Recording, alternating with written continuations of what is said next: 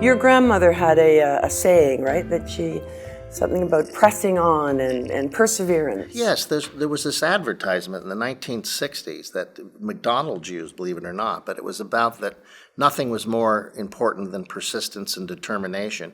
And she cut this out and framed it and put it in my bedroom as a child, and would repeat the mantra, that you have to never quit, persistence and determination. So she was a bit OCD, and she kind of created me in her likeness to, don't ever stop working, always be determined, always be persistent.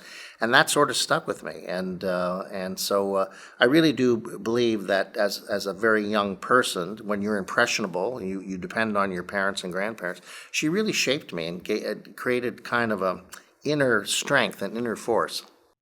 Everything I ever wanted to do, everybody thought was crazy. It was impossible. I was never going to be successful at this. You're not a producer, you're not a fundraiser, you're not an administrator, you're not a conductor.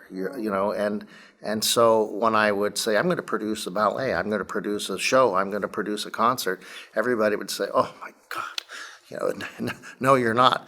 And I was just determined to do it. I would call whoever I had to call, ask the questions. How do I do this? What advice can you give me? What to look out for? And I just never stopped. I just was persistent in learning. But I learned. I wasn't going about it blindly. And even so, it seemed there were forces, not of your own making, but around you that were thwarting your endeavors. This trying to, strikes and people being dishonest. And I mean, you have incredible stories about this persistence. Well, I've had a couple of major challenges along the way. I had secured a contract on Bernadette Peters to perform with the Toronto Symphony. And we had a date, and I was paying her $100,000 US. I didn't ask her to do it for free. Mm-hmm. And this was for my first big fundraising benefit concert for my charitable foundation. And her Hollywood agents called me one day to say, I'm sorry, we have to cancel. And I said, but I can't cancel. First of all, I borrowed the money to pay her, and I can't cancel. And they said, well, she's doing a movie. And in the contract, she wasn't able to cancel. She could only postpone. Unless she had a movie, she could postpone. So I said, well, what's the movie? And they didn't have a movie. And but look, they had a lot of money. I had no money. They had a lot of experience and power. I had nothing. And so I fought them. I called the agent for every day for 3 months. And I thought, this is going to ruin me. I eventually thought to go directly to Bernadette Peters, and I had an old girlfriend in New York who was in a Broadway musical with her, Song and Dance, and I wrote Bernadette a letter, sent a copy of the contract, and I had been on the national CBC News, and I sent a videotape of what it was that I was trying to do. And in the letter I said, look, I'm not asking you to do anything for free. I have an agreement here for you. Yeah. And, I really hope you will help me because I'm depending on you. She called me up and said, I'm doing your concert. Fantastic.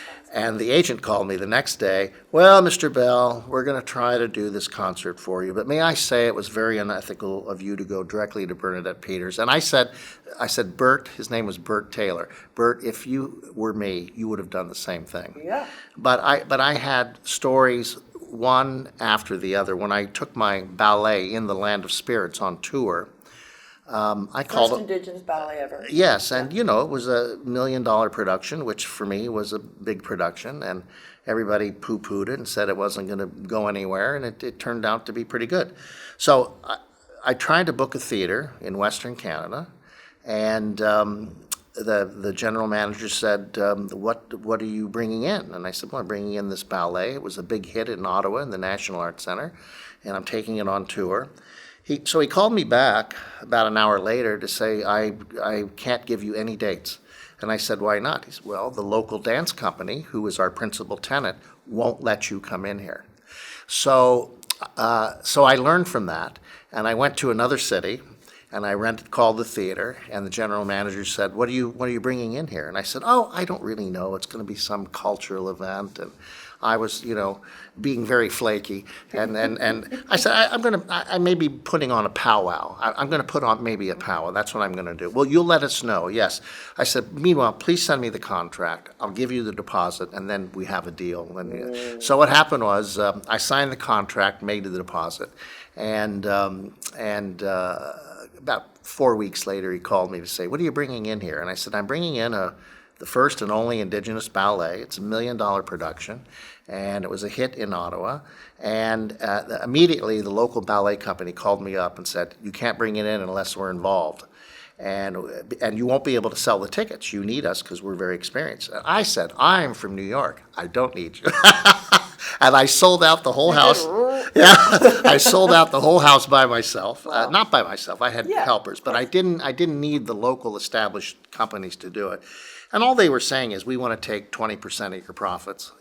Cut us into 20% of your profits. And I just said no. And I had learned from the past experience, not to tell them. So, yeah, people try to thwart you. It's just like in business. It's a competition.